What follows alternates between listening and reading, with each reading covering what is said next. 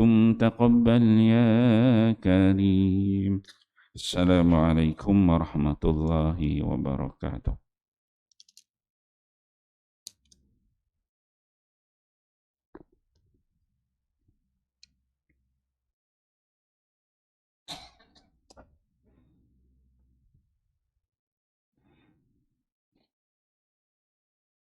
Bab dakwah dan tabligh, dakwah dan fadilatnya. Hadis ke-15. An Jarir radhiyallahu anhu qala wa laqad syakawtu ila an-nabiy sallallahu alaihi wasallam anni la athbutu 'ala al-khayli wa daraba bi yadihi fi sadri wa qala Allahumma thabbithu waj'alhu hadiyan mahdiya. Rawah Bukhari. Sayyidina Jarir radhiyallahu anhu berkata, saya telah mengadu kepada Nabi sallallahu alaihi wasallam bahawa saya tidak begitu pandai menunggang kuda. Lalu Rasulullah sallallahu alaihi wasallam menepuk dada saya dengan tangannya sambil mendoakan untuk saya, ya Allah, tetapkanlah dia di atas kudanya dan jadikanlah dia orang yang mengikut jalan yang lurus dan juga orang yang menunjukkan jalan yang lurus kepada orang lain. Bukhari. An Abu Sa'id radhiyallahu anhu qala Rasulullah sallallahu alaihi wasallam la yahqir ahadukum nafsahu. Qalu ya Rasulullah kaifa yahqiru ahaduna nafsah?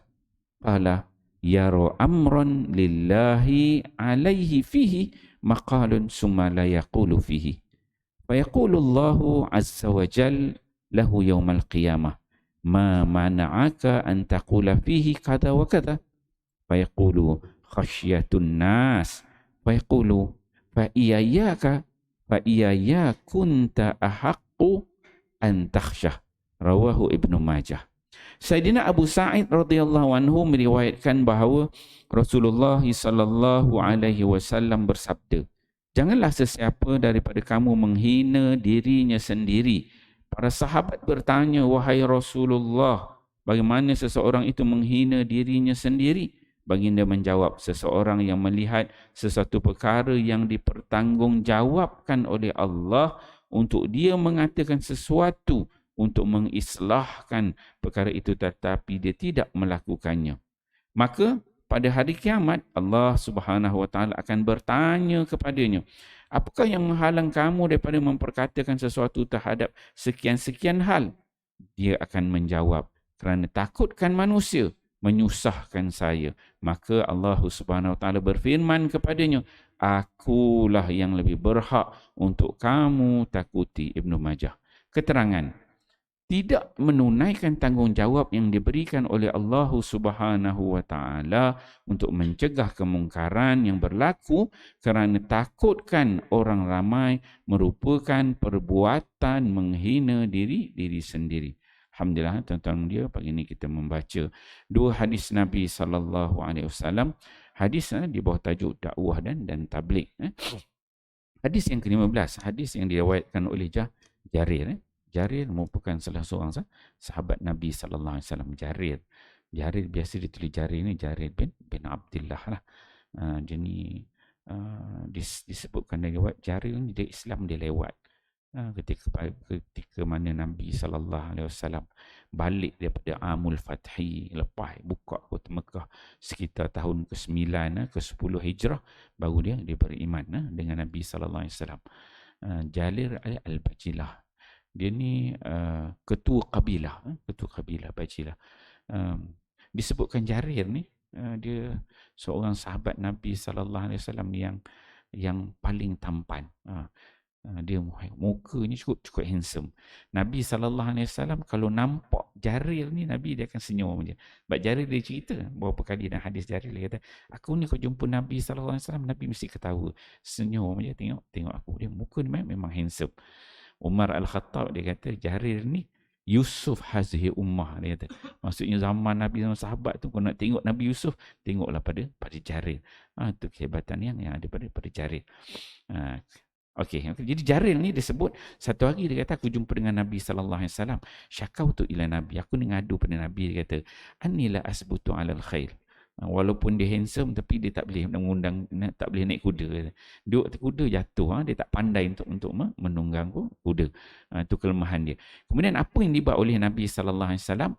Nabi ajar fadaraba biyadihi fi sadri. Nabi sallallahu alaihi wasallam, Nabi dia letakkan tangan dekat dada Sayyidina Jabir.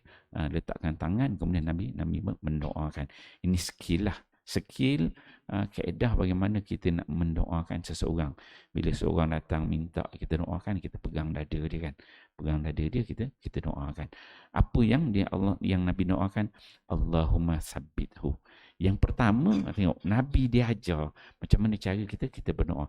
Kadang-kadang orang tu minta datang kita, dia ada masalah itu, masalah ini, masalah itu, masalah ini. Yang pertama Nabi ajar ialah Allahumma sabbithu. Ya Allah, berikan dia ni Sayyidina Jabir ni ketetapan ketika menunggang kuda. Maksudnya bila dia bawa kuda tu, bagi dia boleh lah bawa tunggang dengan baik. Kemudian Nabi ajar waja'alhu, Nabi tambah. Nabi tambah waja'alhu hadiyan mahdiyan. Jadikanlah Sayyidina Jabir ni orang yang dapat hidayah, wa mahdiyan, hadiyan mahdiyan, dapat hidayah, kemudian dia juga boleh menjadi sebab orang lain dapat hidayah. Kadang-kadang kita ni tak perasan, kita ni bila kita jumpa orang, kita ada masalah, kita nak selesai masalah aja. Tapi sebenarnya Nabi dia melihat lebih jauh daripada itu. Selesaikan masalah dia dan Nabi doakan dapat hidayah, dan juga dia menjadi asbab orang lain dapat hidayah. Sebab dia merupakan ketua suku kaum, suku Bacilah. Jadi ini diletakkan di bawah tajuk dakwah dan juga fadilatnya. Jadi kita kalau orang minta doa, skill dia letak tangan dekat dada.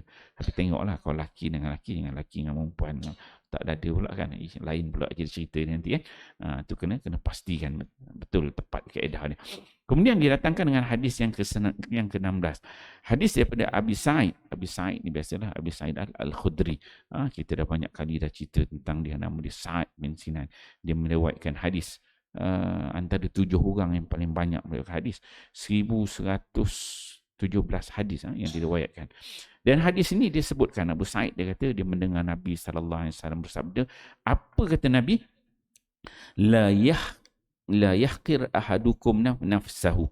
Dia kata janganlah seseorang daripada kamu menghina dirinya sendiri. Nabi tiba dia kata jangan kamu menghina diri sendiri. Kemudian qalu, para sahabat dia tanya, ya Rasulullah, wahai Rasulullah, bagaimanakah seseorang di antara kami ni akan menghina diri dia sendiri? Macam mana orang nak hina diri dia? Boleh ke orang hina dia? Sahabat dia tanya.